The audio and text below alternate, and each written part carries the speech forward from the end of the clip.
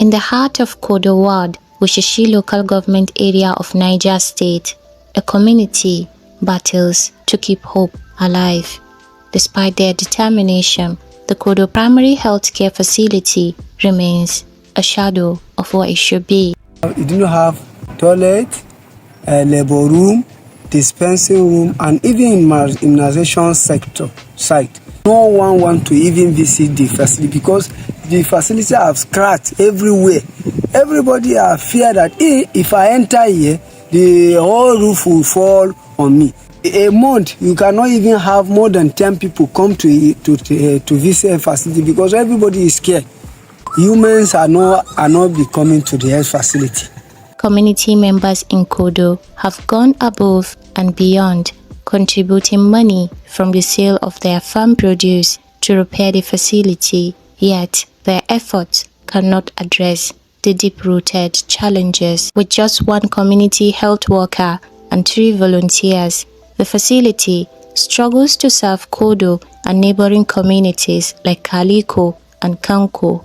Without a proper structure or equipment, health workers now make home visits for patients and routine immunization. Communities will understand that government cannot do it alone.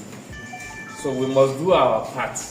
Sometimes when we show a lot of interest, we show a lot of ownership, we show the commitment and the zeal to also put in resources or complement what government is doing. The government is pushed to do more. Pregnant women in Kodo travel over an hour to Wushishi town for basic healthcare services.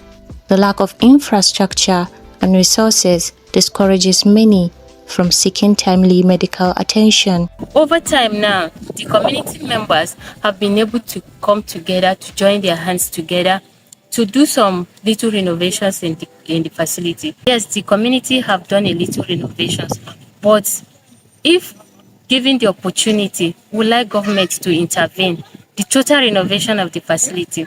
For Kodo primary health care to truly serve its people, key interventions are urgently needed.